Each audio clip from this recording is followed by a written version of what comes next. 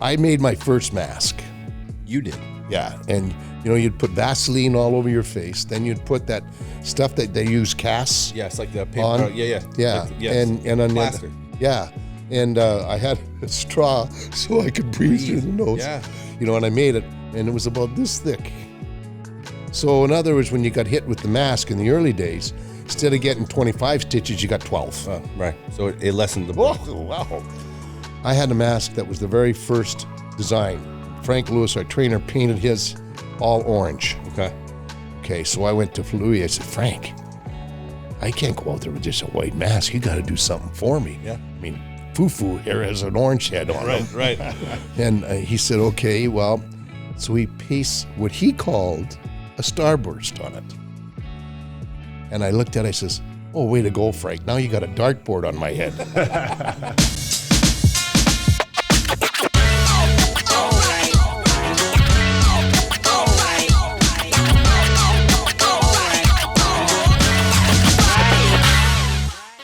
Bolts Nation, welcome to another episode of the Bolts Block Party. Wolfie, Kobe, and we are joined by another Tampa Bay Lightning legend. Bobby the Chief Taylor joins us here on the Block Party. And can we be the first to wish you a happy birthday, sir? I know it's coming up here in another couple days, but the big 8-0, man, that's a big one, buddy. I know. I never thought I was that old. Well, we don't think you're that old, Chief. Except when I wake up in the morning, something else hurts. Yeah, right. Every morning, something else hurts. It's funny because we had Rick Peckham on just the other week. Obviously, he being inducted with Brian Bradley into the Lightning Hall of Fame, and we asked him to recap a crazy story on the road, and the one that he told was about when you guys were in the booth broadcasting and they came to surprise you with the cake and the sparkler incident. Do you recall that whole situation? Oh, yeah. It was the Saddle Dome, right? You guys were in the Saddle Dome. Oh, we were in the Saddle Dome, and what was it, Harry the Hound, or what was their... Harry the Hound, yeah. Harry the Hound was their mascot. Yes. And he came up, and Paul Kennedy was the one that did this, set it up. Harvey the Hound. Harvey the Hound, that's it. Yeah, that's it, Harvey the Hound. I'm like, that doesn't sound right. Yeah.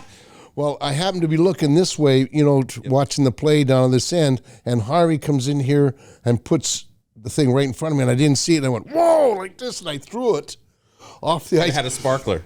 Harvey never used the stairs. I think he just jumped out of the booth to get out of there because he thought I was going to go after him, and the carpet started on fire. That's what I heard.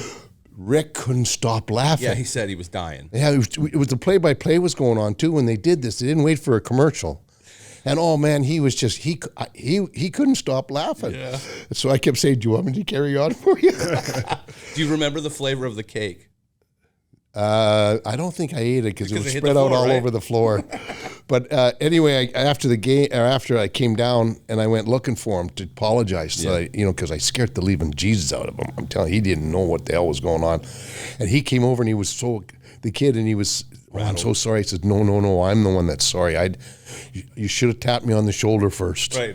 Give me a little heads up. Oh, You're yeah. gonna stick a cake in my face. I love that. So that was one of his oh crap moments. Yeah. But you had so many great years with Rick. Like, can you kind of elaborate that and tell us like what you loved about Rick? Like maybe some great Rick story too.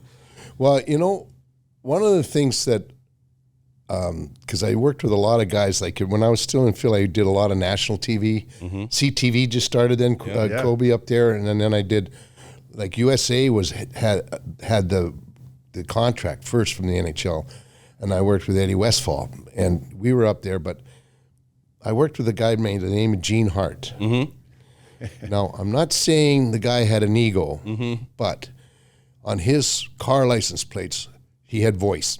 Okay. His wife had la voix, I guess, which is voice in French. Yes. So, anyway, he would talk and talk and talk. And, normally, as you know, when the play stops, the play-by-play finishes his slot, and then he lets you talk. Sure. Not Gene. No. He would talk right up until they were ready for the face-off. So I didn't know how to do this. So after a while, I just go, right you are, Gene, back to you. But Rick... I'm telling you, Rick was such a treat to work with because it was a partnership. Mm-hmm. You couldn't jump in on his call for the goal, which how excited I could get. Kobe. So every once in a while, wait. Yeah, but all play-by-play guys. Yeah. That's they their want thing. They want that moment. Yes. They want that's their signature. Yeah. But he would always, talk, and we would go back and forth, and it was a real treat to work with him. It really was. But the funny part of it is, like, every time we go to Nashville, right, I had to go to Tootsie's. I think everybody has to go. Yeah. I think everybody has Well, to go. I don't know if you're unique to that. No, Chief, but it was one of these. Maybe you had a special room. Well, the chief closet. You go to a this nice is steakhouse. They got their locker. Chief closet. He's got his own locker with his own booze in there. Yeah, and nice cigars. but this is a funny Rick story, right? So I would just throw my bag in the room and I'd be gone, right? And he would come over after, and he would, I'd stay there and I'd get him a little bit smacked. Okay. We were having, and the country music was flying, us being Westerners, how we like that country music. And he'd come in, and then the next morning, he'd be madder than hell at me. Why do you always keep taking me to Nashville? He says, man, I feel like crap. I said, did you have fun? That's beside the point.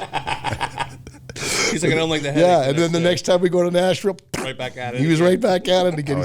And he'd always say all the way up there on the plane, I'm not doing it. I'm not doing it. And then he does it. Yeah, he does it. That's what a good partner does, though. Yeah. You bring your boys into the battle. It's a little bit of give and take. Yeah. It's a long year. You need to have fun like that. Man. You need to unwind. And, Yeah. even the players, at some points of the year, there's you always try to find your spots in the right time, but it's nice to get together. And the broadcast staff and the sports staff, it's no different. They kind of need those moments as well, right?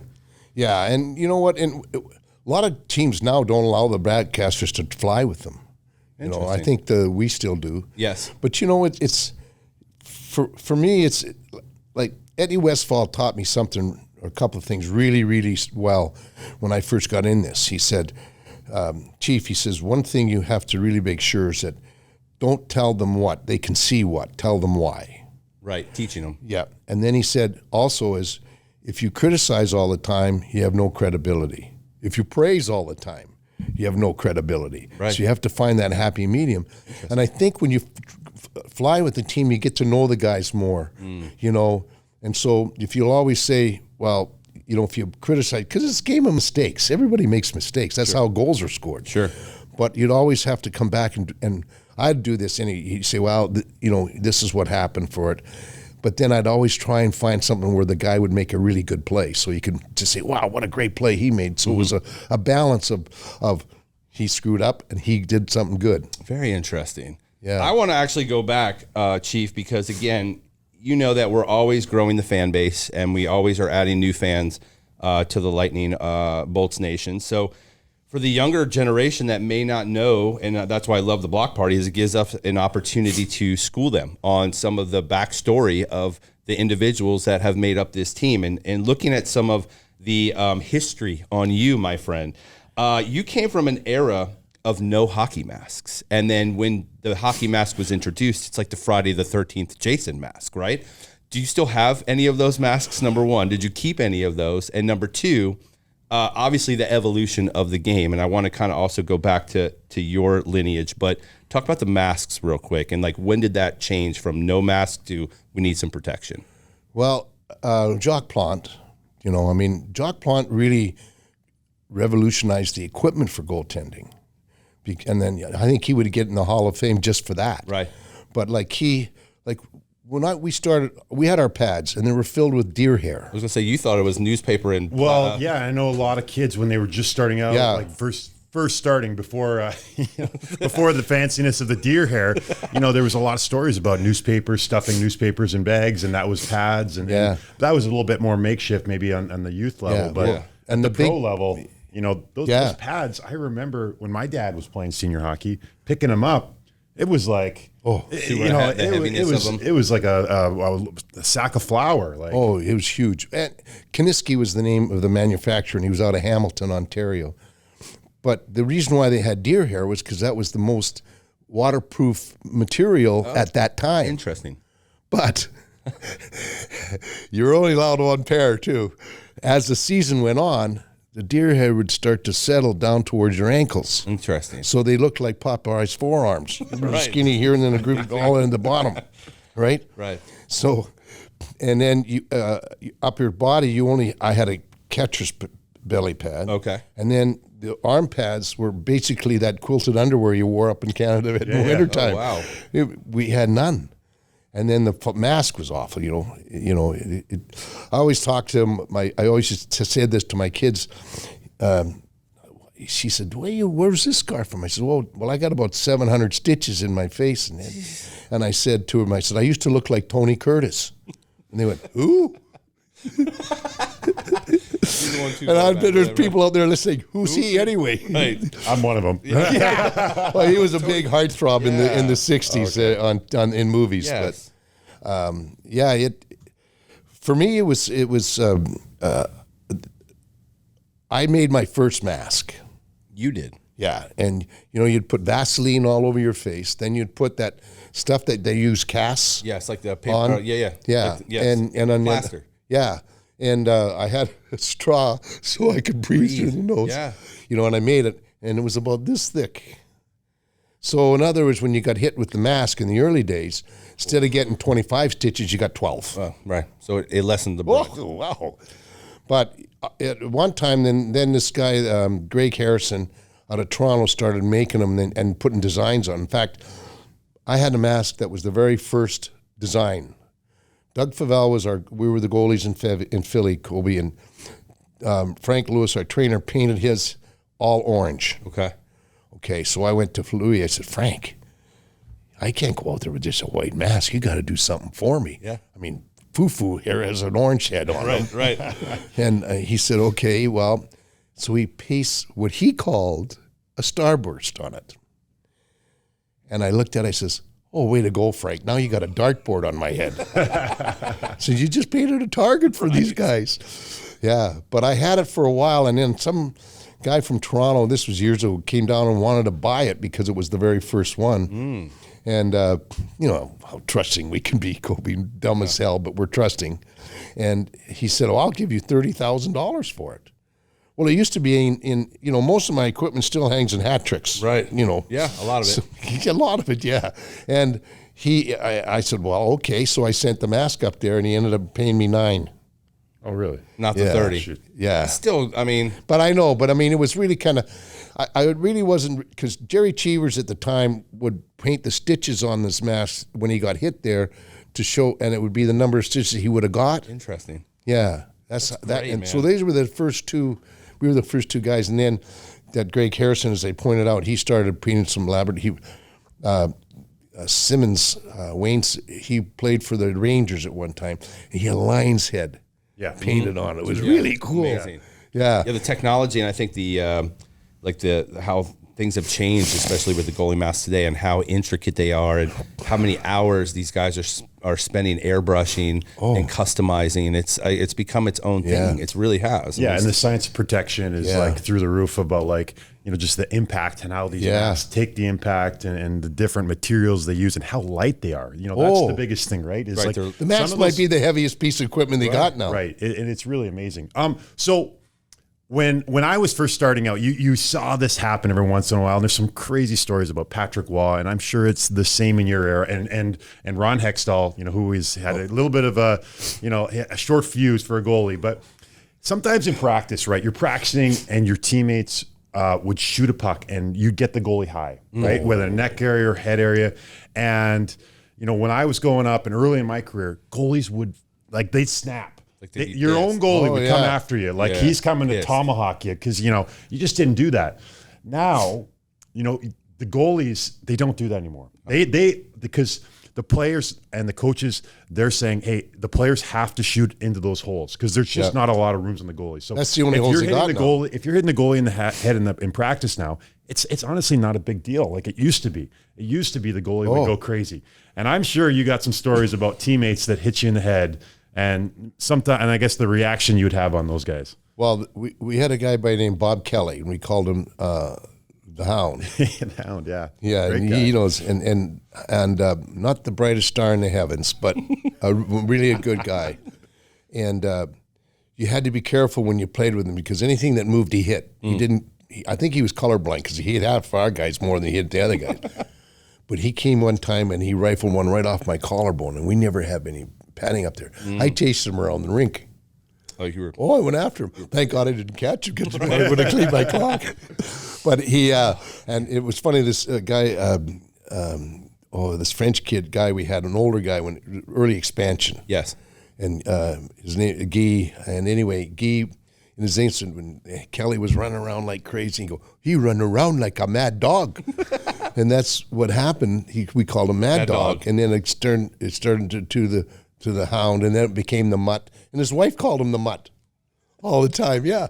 So he got it. So, half the time when you have a nickname, Colby, no, you never turn around when they say your real name. Right. You're so used to your nickname. Which your nickname has a great story to it, too. So I would love for you to tell our listeners and our watchers and our fans how you actually got the name Chief, because it's a great story. It's awesome.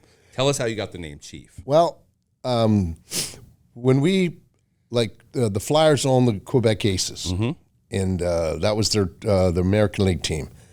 So they sent me up there, and Dunk Wilson, do you remember that name? No, I don't know. He was a goalie for Vancouver at the time, and he ended up getting cancer in his shoulder and had to get a whole big cut off there anyway. But Dunk was a wacky. I mean, he was a typical goalie. Yeah, I was going to say. There's a trend going on. Oh yeah. There's a trend. Yeah, and he smoked like a fiend. Okay. Cigarettes, Crazy to me that athletes smoke. And you have to say cigarettes in these days when you say smoked. Yeah, right. True. Anyway, we once a month or once every 3 weeks, they'd have a couple of players come down and talk with the press. Okay. Now, Quebec City is 95% French speaking. Sure. Very little English is speaking, Yep. in especially in Quebec, which is north of Montreal, Quebec City. Mm-hmm. So a reporter came over to me one time and he goes, Bobby, is it true that you were an Indian? Well, the wrong person in the world to be standing beside me was Dunk Wilson. Okay. And I said, well, no, I've got about the size of my baby finger in me. And he was, no, and Dunk just couldn't stop laughing. And so he couldn't wait to get back to the locker room to tell the stories. Teammates. Oh, so it started out as Savage. Okay. Used to call me Savage. Bobby the Savage Taylor? Yep. Yeah. And then it was Tonto. Bobby Tonto Taylor. That kind of goes off the tongue. And then it started to Chief. And then when I went up, called up, and then we traded for Bernie Perrant, Ben would call me Chef, which is the French word for chief. Okay. So that's how it all started as Chief. And then, but the best story is Wayne Hillman, who played defense with us, and his wife Teresa. We used to have to go. We went over to Rexy's all the time. I don't know if you probably hit there too, Colby. Anyway, we were in there one time. So she says, "Well, she says, Chief, what Indian tribe are you with?" I look, Teresa, I'm really not Indian because I got very little. She says, "Oh yes, you are." I said, "No, I'm not." And this went on for 20 minutes. I finally got tired of it. I said, "Yeah, okay, I'm Blackfoot." See, I told you. So the legend continues. Yeah, I know. And it you know what? It was so much easier to just say yes. Yes, and just it's but it's embarrassing sometimes, because you're thinking, oh my goodness, And I got made an honorary chief of the Delaware Indians. The chief came up to Philly, and I'm going, oh no. Like, does he know? Yeah, right. yeah. They gave me a really nice beaded necklace and everything, and they did it in the locker room. It's amazing, though. Oh yeah, it was. It was story. great. Yeah. So again, going back to where it started, you started out in Calgary, and I was again looking through some of the statistics, and I was like, this guy literally has played for more leagues, which are defunct now. But again, just to give you guys some context. So you played, obviously, junior hockey. What was the CCJHL? What did that stand for? CC? Is that not right? CCJHL, where you first started before the Ontario Hockey League? No, I played all my hockey in the West. Okay, so I had Ontario Hockey League. Oh, wait a minute. I lied. Okay. Because I did Chicago. Back then, there was no draft, as you well know. Right. Okay, so if you lived in Calgary, Chicago had a farm team in Calgary, so everybody in Calgary and 25-mile radius outside of that was automatically Chicago property. Oh, that's amazing. That's it's one of the reasons that the Montreal Canadiens dynasty was built. Oh, they had the first pick of the even in the draft. They had the first French Canadian pick. So, like, you were just because of your geography, you were just automatically assigned to that. And Edmonton was about 190 miles north, and they were a Detroit farm team, so everybody came out of there was Detroit. Interesting. Like Phil lived in the Sault Ste. Marie, and that was the Chicago farm team, so he was on. I followed him all the way. He was 3 years up on me. Which we want to get to that. So how would that work? Would there be a scout in that area? Yeah. And he's just going around identifying all the best kids and then reporting back to Chicago, like, we got to keep an eye on this Bobby the Chief Taylor. Yeah, Bobby Tiny Taylor guy. Thompson was his name. He was a Hall of Fame goaltender. Yeah, Played so he for was the guy. He was the scout for them. And so did you know him? Like, was he in Well, he would contact come with and you talk early? to me and all that, but because I don't know why, but anyway, you never went to a training camp until you were 21 back then. Interesting. And they took me at 18. Right. Well, because I was more interested in playing baseball than I was playing hockey. Really? Yeah, I had 3 scholarship offers to come play baseball. One was Pepperdine, which is another funny story. If you got another hour, We do. to talk about. But I don't know if he found out about that because, they had this semi-pro baseball league in Western Canada. Okay. And all these kids came up from California. The odd guy from Texas. And they're all college kids. And there was 3 of us Canadians that played. There was me, this Billy Wiley, who's my buddy that I grew up with, and a kid from Saskatchewan who ended up being a broadcaster. His last name was Ferguson, and it wasn't the pitcher for the Cubs. Right. But anyway, I remember listening to my manager talk to the manager in Edmonton. The manager in Edmonton was the head coach at Pepperdine. Okay. So they were talking about it, but they were talking about our baseball school in Salt Lake. And I think, remember now, I was a goalie, so you're not the brightest star in heaven. And anyway, he had a hockey or a baseball school, and they had it in Salt Lake. So this is when they came and offered me, we'd like to offer you a full ride to go to Pepperdine. Wow. So I'm saying, okay. Well, then Tiny Thompson said, we're taking you to training camp in hockey. So I'm trying to go, Salt Lake training camp. I'm probably further ahead in hockey, but I love baseball. Anyway, I ended up going to training camp and yada, yada, yada. I play hockey about 2 or 3 years after I finished. We're driving up the coast from L.A. My producer and Shel Samuelson and the Sutter twins were with us. And we're driving up the Pacific Coast Highway. And all of a sudden, I yell, stop the car, stop the car. Everybody jumped out like a bomb was in there. What's wrong, what's wrong? This is where Pepperdine is? It was in Malibu. I mean, it's a beautiful campus. Right, and the ball field, if you hit home run in right field, it's in the Pacific Ocean. Yeah. I had no idea. Was that like a revelation? Like I could have been in, think about this. You didn't even research where Pepperdine was? You didn't even think? No idea. Remember now, hey, Wolfie, I was a goalie. I guess you didn't have so Google remember back then that either, right? You didn't have but the the internet, best, right? here's the kicker. I'm telling this to Joe McGrain, who was a pitcher for the Cardinals and the Rays' first color analyst, and Casey Weldon, the quarterback who for the Redskins and for Florida State. We're in hat tricks, and I'm telling this to Joe McGrain. You know how big he is. Yeah, he's 6'4", 240 or something like that. He's literally laying on the floor laughing so hard about this. And I kept saying, you big jerk. Right. No, that's the polite way I called him. It wasn't that funny. But 10 days later, I get a call from Casey Weldon, and he says, Chief, Casey here. I says, hey, Casey, what is it? I wonder if you can do me a big favor. I says, heck yeah, no problem. What do you need? He says, well, my daughter just got a full ride in volleyball to Pepperdine. I wonder if you could tell her where it is. Great story. I love it. Awesome. So, with all due respect, yes, and I know how our goalies were picked when I was a kid.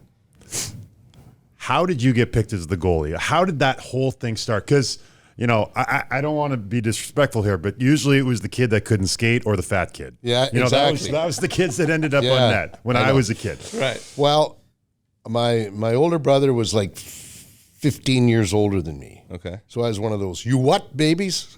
Right. That lived in the alley behind me. There was a guy by the name of Hank Basson. Okay. And he played with the Chicago Blackhawks. I think he even played a little bit in Detroit. And he was my idol. And he was and my brother's best friend. So, back home, your dad would flood your backyard. Everybody had a garden. He'd flood your backyard. Right. So there was two things in the whole calendar year that you looked forward to.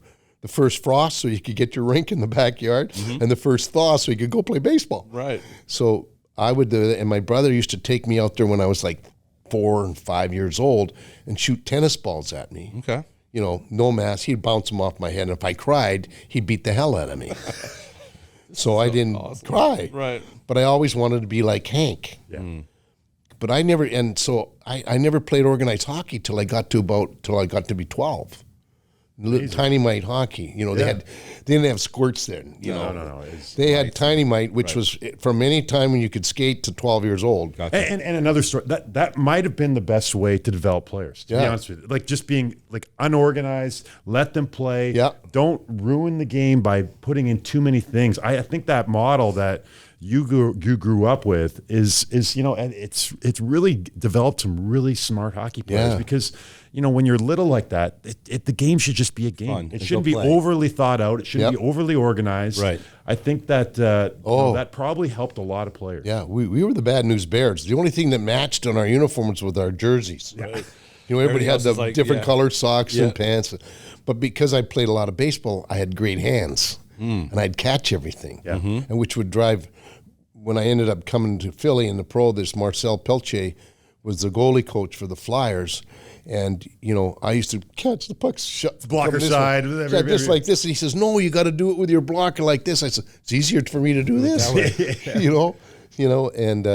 But that's how I got to be a goalie. Interesting. And it just so happens that as I kept playing, we won provincial championships at the tiny mite level. We won it at the pee-wee level and the midget level as we're going on. And then that's when, back then they had the league. The Edmonton Oil Kings were the junior team then, but they played in a senior league. There was no junior hockey league in that time. That's why I was wondering. The Western Hockey League hadn't been. WHL. I was saying I had Ontario Hockey League, Central Alberta Hockey League, Central Professional Hockey League, Alberta Junior Hockey League, Eastern Hockey League, Western Hockey League, American Hockey League, and then the NHL. Yeah. Holy smokes! Well, the Central Hockey League in Alberta was that senior league. Okay. So when Edmonton and Calgary, they had junior teams. When Calgary got a junior, the Edmonton Oil Kings were a big powerhouse in the West. They always went to the Memorial Cup and they took me up there, but they were afraid they were going to get charged with tampering. Right. So Interesting. I played in this. I thought it was a beer league, but it was called the Stony Plain Eagles, and we played outdoors. Okay. Yeah. That's awesome. Oh, it was cold as hell. I was going to say, yeah. And so that's maybe where that Central Hockey League, Alberta Central League, yes, that was the senior league. Interesting. Yeah. And then then you just went around. Like when I got there, they sent me to Seattle to play with the Totems. And we played in the same building that they play in now. And all they did was, with this building, was I guess they dug down deep. Correct. But we played in that building there. It was great. And I ended up, another reason why is that in 1967, I got hooked up with the Canadian Olympic team. And back then, when you went to the Olympics, it was just a senior hockey team that went over there. Gotcha. And then Father Bauer started up the national team. And so they wanted me to come and play. And the other goalie was this Kenny Broderick. And I went over for a pre-Olympic tournament in Prague, and we played in, it was called Czechoslovakia back then. Yep. We played there, and then we ended up playing the last game in Paris. That's another funny story after that one. But anyway, so we came back, and I was supposed to go to the Olympics in 1968. I had an awful year. I couldn't even stop a beach ball that year playing in that senior league, because what had happened is that I don't know how they had this, but Chicago sent me to St. Louis. That was their farm team. Okay. But I was still I was still an amateur. But they paid me, I got $2,500 to play and $1,000 to sign, and I was a bonus baby. Most guys got $500. So you were riding high. Oh yeah, but I was still an amateur. I don't know how they did that. I'm so curious because how was Father David Bauer? He was the coach. No, he was actually the organizer. Yeah, Jackie McLeod. So you got a Catholic priest. Yeah, he's the one that started the whole program. Interesting. Yeah, Father Bauer was really just a great guy, nicest guy. It's not the same Bauer that ended up with the equipment Bauer, like the hockey Bauer, totally different guy. Okay. So wait, so you said 67. So, but in 68, 69, you played for Jersey Devils and the EHL.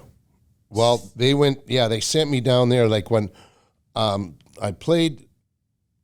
When I was supposed to go to the Olympics, I was playing in the Alberta Senior League. Okay, then they took me Philly when I went to training camp there on the expansion draft. They sent me to Seattle. Oh, wait a minute. No, I played, and I went to Jersey. My brother, Eddie Ferenz, who became the traveling secretary for the Philadelphia Phillies, was a good friend of my brother. Okay. And so I wasn't sure because I was only trying to get to hockey or baseball to get my college. Mm-hmm. Right. And the Olympic program paid for my first 2 years of college. Oh, wow. In junior college. Gotcha. Well, in Canada at the time, you couldn't transfer to a 4-year university from a junior college. Interesting. Because they didn't have enough colleges. That's changed. So I had to go to the States to finish my degree. Interesting. That was why they said, okay, well, we'll send you out to Seattle. And I went out to Seattle, and we shared a team with Chicago too, I think, because we had Oakland at the time. We had 3 goaltenders there. Okay. Me and this Bobby Snedden, and then this Don Head, who was an all-time Western Hockey League thing. And the Western Hockey League was one of those leagues that everybody, it was like, the horses went out to pasture to die. Mm-hmm. That was it. That's how you said all older guys over there, know, and there was very few young guys. So I ended up going to school there at Seattle University. Okay. And I'd go there, and I'd come back in the summer, and they allowed me to take 15 hours in summer, which was, I had to get special permission, so I'd go back to do that. So now I had to figure out how that's why I played hockey too. That was another reason why I kind of turned down the baseball scholarship, is because I thought hockey would be better and I could get my degree anyway. Right. Let's talk about your first training camp, because I've read some books and I know it's a little different era, but Gordie Howe talked about his first training camp coming off the ice, and the group ahead of him, they took their equipment off. And then Gordie Howe had to put someone else's equipment on to go practice. Wow. The rookies, the new guys shared equipment with the older players. And I just found that just completely mind-boggling. Like, it was just like, I couldn't believe that was the era. The NHL. But I'm sure your first training camp had some gems. Well, you know what? They split it. Like the Chicago trained in Buffalo. And all the big guys, the Bobby Hulls and Glenn Halls and all that were in Chicago, and they'd bring up some kids that were there. So the American League team and whomever is these other kids were coming trained in Welland. Welland, Ontario was right on one of the, how they have the locks that go through all the Great Lakes. Yeah. There's a lock right there that you go through there, and they had us in a hotel. And I'm telling you, this is so true. There was one bathroom for the whole floor. No. Oh, yeah. Like a military barracks. Yes, for the whole floor. You'd have 10 rooms in the floor, one bathroom. Oh my goodness. It was a community bathroom. And you come into your hotel room, and they had a single light bulb in the middle of the floor, and they had that fly paper wrapped around it with all the flies stuck on it. I'm going, this is the big leagues. Yeah. That's amazing. And I pulled a groin, so I had to soak in Epsom salts in the tub all the time. Of course, one bathroom, right? Yeah. And then you're in there for 20 minutes. They're pounding on the door, wanting to get in to go to the bathroom. I did read also too that's the first training camp. That is unbelievable. In the 69 season, you played with the Jersey Devils. Yep. You had 70 games. You had 3 assists and 85 penalty minutes. How do you have 85 penalty minutes as a goalie? Well, and this is the Eastern League, okay? Yeah. You know the movie Slapshot? Yes, of course. Well, that's where they took the movie. And most of that stuff in that movie, it really happened. Only happened over a few years, didn't happen in one season. Of course. Well, I was probably the biggest guy on the team on defense. I was 6'1", 185 pounds. So you were a monster. For a goalie. Yeah. When I was at the camp, Billy Ray and Tommy Ivan would come by and say, "Are you sure you're not a defenseman?" Right. Every time, because goalies were all 5'9", 5'8", 5. Big guy was 5'10". Okay. So I'm 6'1". Okay. So what had happened is these guys would be running, and that was a bad, you had to fight your way to the league. They would run our defensemen and everything. I go, oh, crap, here we go again. So I'd go out and help defend your boys and smack the hell out of these guys so they couldn't pick on our young guy, on our small defenseman. But, that's great. yeah, I told him, I said, 85 minutes and penalties for goalies. They look at it. Most of them were fighting. I was going to say, like, I looked at it, I'm like, that can't be right. It's a goalie enforcer. That's unheard of. I know. Unheard of. It's crazy you just said that, too, the evolution of goalies, because you look at the goalies now and how big they are. Oh, and yeah. like, I mean, Ben Bishop comes to mind. Obviously, Vazzy's not a short dude either, but Bish, like, when you're that much taller than the top bar, like, it's just mind-boggling how the evolution of goalies have changed over the years. It's funny because I said that Al Murray, who's the head scout for us. Yep. I went to him and I said, every goalie's 6'3", 6'4". Yeah. I says, I was 6'1", and I says, I would never got drafted. And Al said, probably not, Chief, but we would have looked at you. Which is great.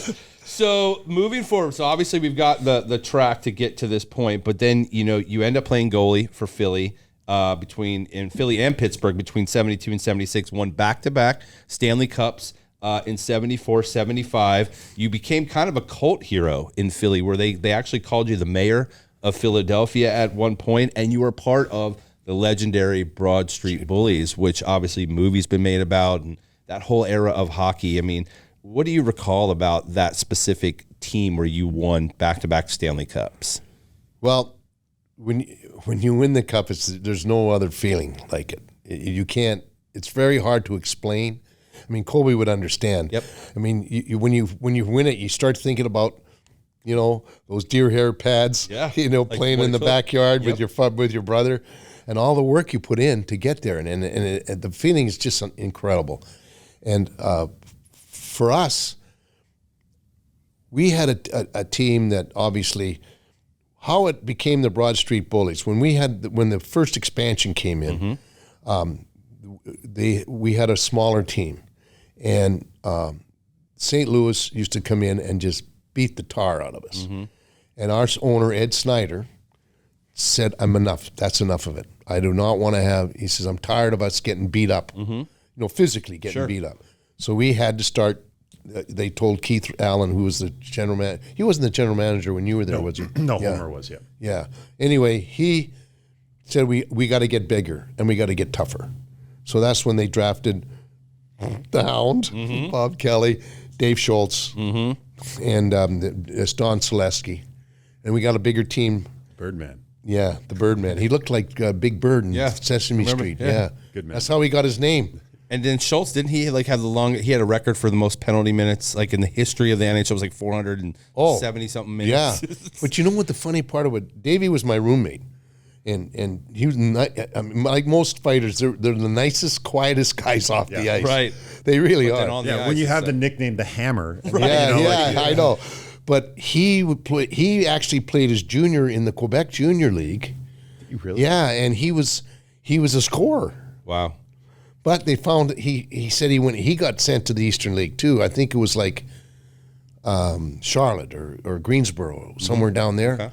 And they said, you have to be a lot tougher. So he became a tough guy, and he found out he was pretty good at it. Yeah. And that's how he came up and made the team. And so that was the thing. You had bench clearing brawls back then. Yeah. Now you come out. You just lean your head over the boards to watch, right, you're fined. Right. Some of his fights were hilarious because the guys in that era, they had no helmets and they got kind of the big hair. Right. And Schultz He'd grab a handful of hair and just start going uppercuts. Yep. It was unbelievable. I mean, it's a different era of hockey then, but huge. Fighting's still a huge part of the game today. I think there's advocates for both sides of it, but I think it's such a huge part of the game. Like, it can change momentum. It can spark your team. Like, I don't think there's any other sport that encourages that kind of. Yeah, but you guys had a mix of skill too. You had Leach, you had Clark. These guys. We had Billy Barber. Right. We had a better team, and everybody kept Clarence Campbell hated us. He was the president of the league, and he's we're ruining hockey. Everybody hated us in the whole country, and except in Philly. Right, of course. And the young kids loved us. Of course. That watched it. Right. And Freddie Shiro, our coach, he was an innovator. And you might not know this, Colby, but, you never had an organized morning skate back in those days. You just went out, and you went out in your street clothes. And you just try your skates out or your sticks out like that. And he went over to Russia. This was before the wall came down and before we started playing those guys. And he watched them, then they would do actually a half hour to 40-minute. Right. You do line rushes. Watching Tarasov, right? Yeah. Tarasov was kind of he was the organizer of the USSR, the Red Machine. He kind of got them going, and he went over there and he studied them. Oh yeah, he did, and we'd come back and we would do all these drills. It was really funny. We would do drills. We'd do line rushes first with 1 puck, then with 2 pucks, then with 3 pucks. And the first time we did it, it looked like the Keystone Cops out there, running into everybody and all that. And then finally, Bobby Clark would say, "Freddie, this is stupid." Our captain, he was a very outspoken guy. He was one of the strongest captains we ever had, and he was the general manager when you were there, wasn't he? Yep. Well, he was the president then. Yeah. Anyway, he said, and Freddie said, "I was wondering when you guys were going to stop this and ask me what was going on." He says he wanted them to get used to talking to one another on the ice. So then everybody started making, this line, he's a left-handed centerman. His first pass would always be to the right wing, and the right wing would go back to the left wing, and the left wing would come in the middle when you had the 3 pucks, and the vice versa if you're right-handed. So guys, we'd do all these drills, and he had one time, and we did it with tennis balls, and he wanted it he would flip them out to the defenseman because he wanted the defenseman to use their hands to knock the puck down instead of trying to knock it down with a stick. So knock it down. Then he had soccer ball out there, so we could learn to work the feet. We would do that. But Moose DuPont at the time would always kick the damn thing or like the first swing in there and deflate all the soccer balls. So Freddie wouldn't do that one anymore. But so he did all this, and then he was the first one that did diet.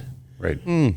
Think about this. Yeah, like what were you eating? Our pregame meal was a steak. Right. Takes 3 days to digest a steak. Sure. And you'd have pasta. Like back in the day, they thought if you had any carbs, he says it's like a lead weight sitting in your stomach, which is wrong. Right. You're burning that. Yeah, you burn that real fast. Right. So we had special, and then he had off-ice training. He introduced off-ice training. Pogue. Those health clubs in Canada called Pogues? Yep. He had this guy, when he first started, come in and teach us. And they did this isometric, isokinetic thing. They had a cylinder which would be this long and about this way, and it had ropes in it. Mm-hmm. And you can just hold it like this, and you couldn't go anywhere. So you would do an isometric train, then you would count to 10, and then you let it like this. Well, he also had it fixed up so that you have these long ropes, and you would do laps back and forth across the width of the rink, and you would hold it, and you'd be pumping like crazy.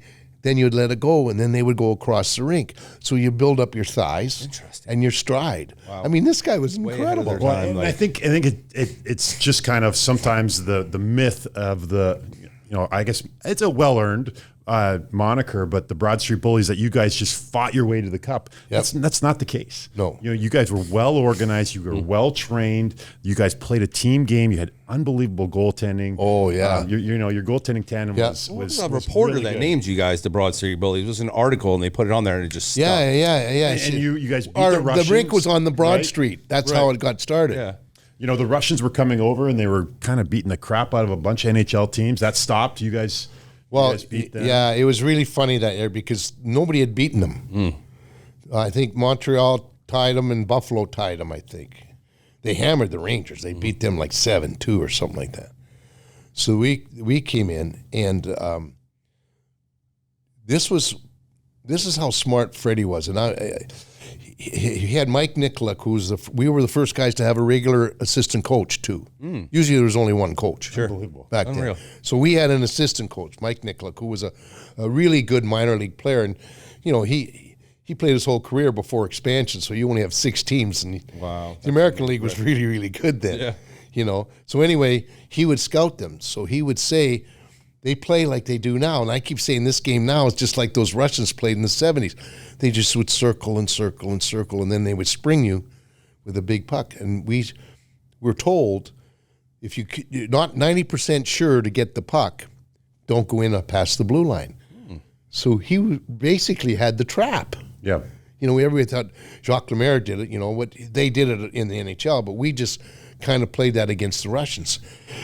And they were confused. They didn't know what to do because back in those days, it was a jump and chase brand of hockey. Got it. And you had a 2-line pass, so you couldn't do that blue line to blue line pass. Like, hey, I'm open by the Buick, get me the puck. I watched the game over Christmas actually. Is it really? I was super interested. It was unbelievable, and the fact they left the ice at one point. Oh yeah, well, you guys just played a physical brand on them, Yep. and they were, like you said, they were so frustrated. Right. They just didn't know what was going on. Tretiak was incredible. We outshot them 43-13. And now this is it. Now this was when Bernie had gotten a stick in his eye and had a detached retina. So it was me and Wayne Stevenson, and I was supposed to play half, and Wayne was supposed to play half, right? And we flipped to see who got the first half, and he won. So we had a shutout going into the third period, and Freddie came and says, "Well, he's got a shutout. What am I going to say? Right. No, I want to play. Right now. It was hard. Right. But at the time, I think he had 8 shots in 40 minutes. They had 5 of the last. But when they walked off the ice, Kobe, it was really funny. Because that's when Van Imp just nailed Karmeloff. And so they were just beside. I think they did it because they didn't know how. They were surprised at how well they couldn't do anything. Right. And Snyder goes down and said, "Well, let me tell you this. You don't come back on, we don't pay you." They couldn't get their equipment on fast enough. Oh, yeah, they were like, And this is the communists, they were supposed to be one for all for one Sure. type of thing. Yeah, they were bigger capitalists than we were. Wow. Yeah. Crazy story, man. So what was your relationship like with Phil Esposito back then? Well, back then I always played Boston. Right. Bernie would never play Boston. So I had Phil and Bobby Orr and Johnny Busick. And Busick would park his big fat rear end in front of me all the time, and I used to smack him on the ass all the time and say, "Johnny, I can't even see the end of the rink, let alone the puck. Will you move it?" And he had this high giggle. But That's great. that's how we got it. And I always busted on Phil that the only reason you made the Hall of Fame is because you scored all those goals against me. You're like, you owe it to me, Phil. Yeah. I should have part of that. But no, how it happened was that when the son of Ed Snyder took over, like in everything else, he wanted to run everything his own way and change it all right. So that's when he brought Mike Emmerich and Billy Clement in to do the TV. And at the time, we did a simulcast, myself and Gene Hart. What year was this? Oh, this was, when did I come here? I came here in 93. 92, 93 season, right? So it had to be right around 90, 91. Okay. Right before here. Yeah, and so soon as they did that, they put the TV, the station, the W channel 29. It's like the W channel or whatever. Sure. And then Prism, it was that cable company that had our home games. They found out that we weren't going to be on it. Gene and I said, "Well, we're not simulcasting anymore." He says, "Because if we can't have Chief and Gene, we're not going to simulcast." Wow. So then they had to put us on the radio. So we were on the radio. And at that time, what he was going to do, Gene was just going to be the master of ceremonies, and I was going to run the alumni. Okay. I ran it for the first 3 years we had it anyway. But so I'm on the radio, and then Phil started it up down here. Mm-hmm. Danny Gare was the color analyst down here. Mm-hmm. And Danny wanted to get into coaching. And Phil kept trying to talk him out of it. He said, don't go into coaching, don't go into coaching. And he went into coaching. So then we were talking, and he said, hey, do you want to come down here? And I said, sure. I reached out to him. I said, I'd be interested in coming down there. He said, you'd leave Philly? I says, yeah. And so I came down, and that's what happened. In the second year, I missed the fairgrounds. You did. But I was in the Thunderdome. Yes. And so had you had a relationship with Phil before that? Like, I know you guys were competitors, but were you guys like going for beers every once in a while? No, we were fierce competitors. Boston and the Flyers, fierce. Especially when we beat them in 74. Mm-hmm. We beat them, and thank God we beat them in 6, because if we had to go back to Boston for 7, we wouldn't have won. Right. So when did the transition happen for you? Like, where you knew maybe the longevity of the hockey career, maybe the broadcasting realm is where I can teach and kind of go that. When did that switch click on for you? Well, when I got traded to Pittsburgh, right, a guy by the name of Ren Blair was the general manager there. So I got traded there, and I was supposed to play just about every game, and half the time I was ready to walk out on the ice, like just step on the ice to start the game. And Kenny Schinkel was our coach. He tapped me on the shoulder. He says, Chief, the other guy's going tonight. I go, Schink, what are you talking about? He says, yeah, the other guy. Ren Blair would change his mind. Mm. Michel Place was the other goalie. So he would play all the time. And then when I went in to re-up my contract, nobody had the agents were just starting to come in then. Mm-hmm. Right. And Ren Blair said, okay, well, we want you to come to training camp and try and make the team. And then next time he says, okay, we want to sign you. And then this went on and on. I said, you know what, Mr. Blair? I'll tell you something.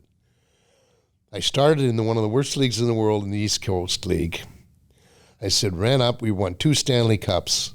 I worked my way up to there. I'm not working my way down. Mm. So you can stick this team where the sun doesn't shine. Mm. And walked out. As I walked out, I went, nice going, Indian. Now what are you going to do? So that's when Clarkie came to me. Bobby says, because we were really good friends, and he's the godfather to my oldest daughter. But he said, Chief, they're starting up this new thing called PRISM, which stood for Philadelphia Regional In-Home Sports and Movies. Got it.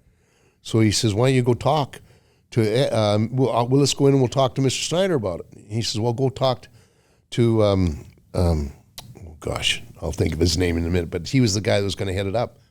And they were shocked that I was going to quit playing. And I said, that's how I got into broadcasting. And that was it. Yeah, and we never, that cable thing never had any commercials. So all you guys all the time. Well, I had to talk and talk and talk. That's where I interviewed Bobby Rydell, and he was making fun of my no socks. Yeah. Yeah, we just talked. I mean, it was long.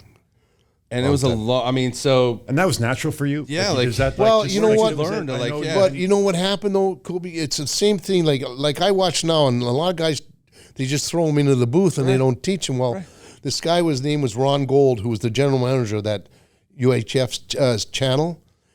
I'd have to go in every Monday and go over tapes with him, and that we were in town. And he would, you have to have thick skin, because they would criticize the way you tied your tie. Mm-hmm. You got to have your eye contact. Right. And they said, make sure, one of the tips to do is learn the cameraman's name, so that when you're talking in the camera, you're thinking you're talking to him. Got it. Right. So you have to go back and forth with it, And so I had to go in and they go all over it. And he had me do this. This was really good, because you have to explain things in very limited words. Right.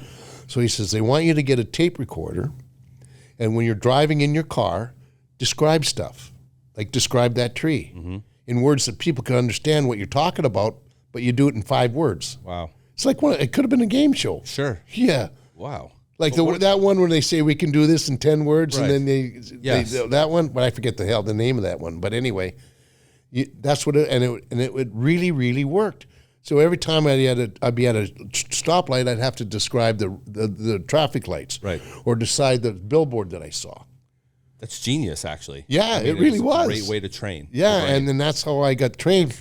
And then the people riding in the car with you are like, what are you Bobby, doing? shut the hell look up. at that idiot. What is he doing talking? Drive the damn car. Yeah, I know, exactly. That's some good pointers, though, Kobe. Well, it was good.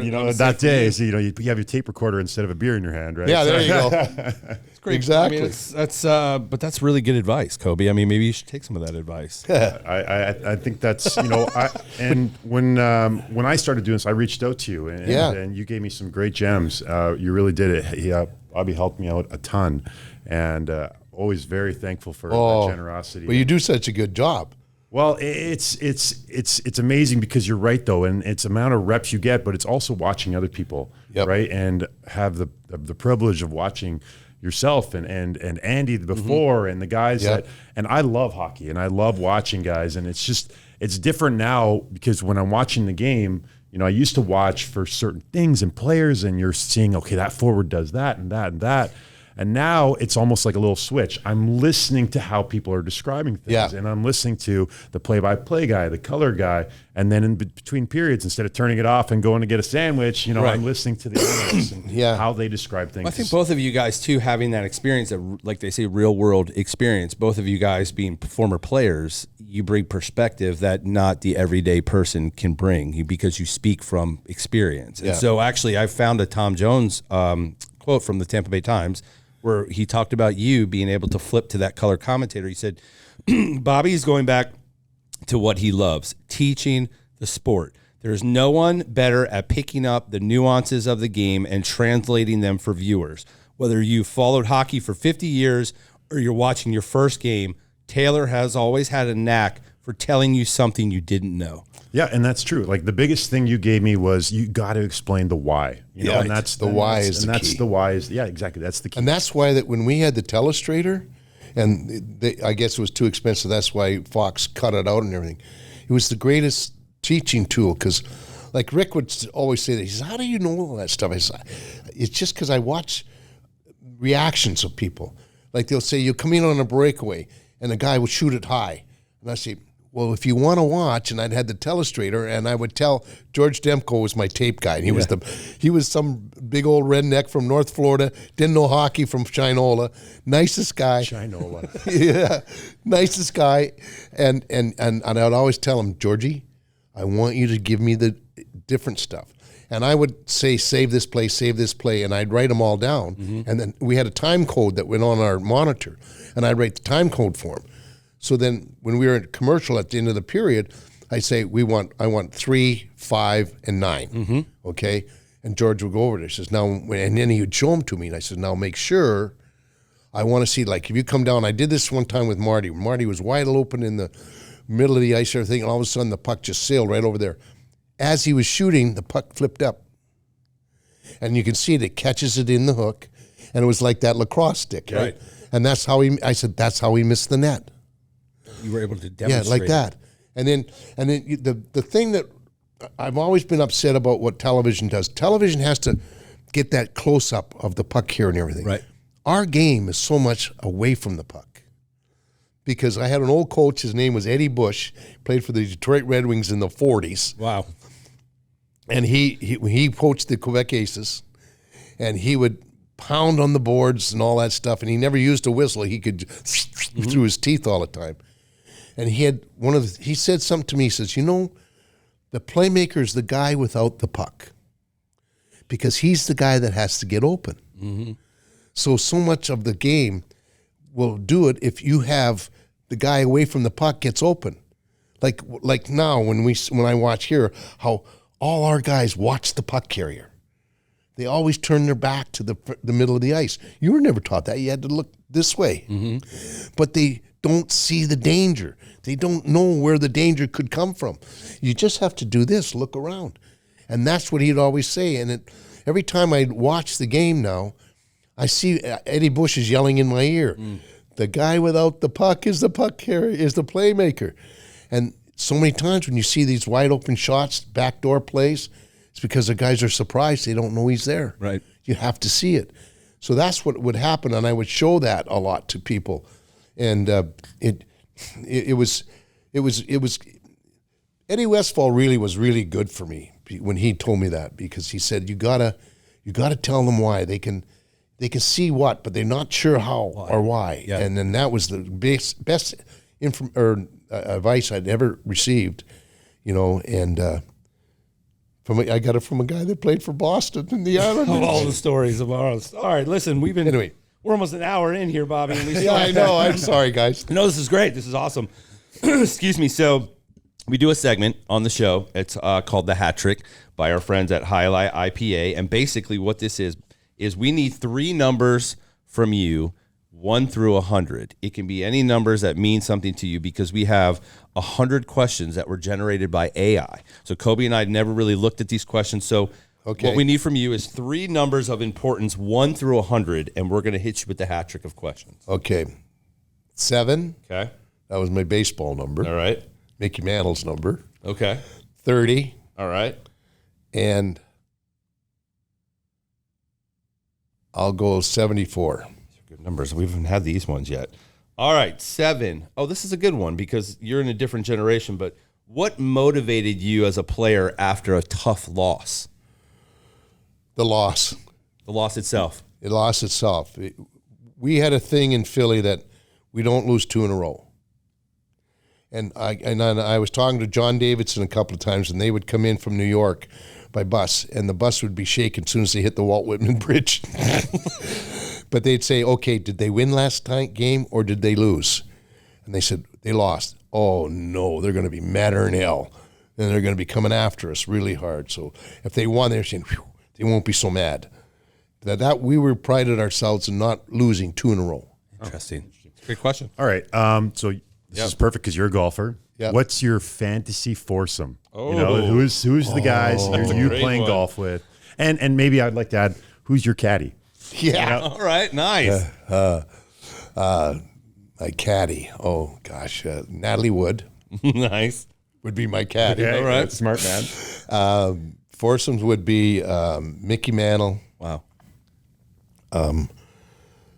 Glenn Hall, and Joe DiMaggio. Okay. That'd be 2 baseball players. I mean, that's, yeah, but Are those your idols growing up? Is that? Oh, is that, yeah. They were there. That's really Well, cool. DiMaggio was a little bit before me, but Mantle, I mean, I wore 7. I mean, the sun rose and set on his shoulders. Yeah. Yeah. That's Willie awesome. Mays could be in there too, because we played slow pitch softball one time for charity down in Atlantic City. And I played center field and Willie had to play right field. That's an awesome. I mean, I know. I says, I'm the only guy in the world that displaced Millie Mays from center field. And it was slow pitch softball. That's amazing. All right, and finally, Bobby the Chief Taylor, what was your biggest fear as a player? Oh. Probably screenshots. Not today. Like when you say screenshots, we think of you're taking a picture. Oh, of yeah, this. no. Like when you have to look to find the puck first, right? Okay. And we didn't have any masks. Oh, yeah. So when you go like this and all of a sudden it's coming at you, you're going, oh, no, that's going to hurt. Yeah. And there was a number of times that happened. Wow. So that was the biggest fear, was like, not seeing the puck at the start, because then when you look, bang, you get hit. That's why you got so many. And were you stitches. trained, like, let's say you knew it's coming and you couldn't get your hands there. Were you trained to keep your head there instead of ducking out of the way? Or Well, you know what? You were trained to try and find it really quick. And then a lot of times, they're shooting it. So I'm looking like this, it's coming at you at 90 miles an hour. Sometimes it's really hard to get out of there. Yeah. A little bit. Yeah, and the screenshots and the tip-ins. So those are the biggest things for goalies, even today. Mm-hmm. If you see the shot, you better get it 96% of the time, or you ain't going to be in the league for very long. Right. But it's the screenshots and the tip-ins that are really tough. Traffic. Awesome. It was good stuff. I mean, that was a great run down memory lane with an absolute legend who very well may someday be joining Rick Peckham and Brian Bradley here in the Lightning Hall of Fame. He is Bobby the Chief Taylor. Thank you so much, Chief, Thanks, for taking the time to sit down with us. And we thank our friends at Highlight IPA for powering another awesome episode of the Bolts Block Party. Kobe and Wolfie, we will check you guys next week. Thanks for tuning in.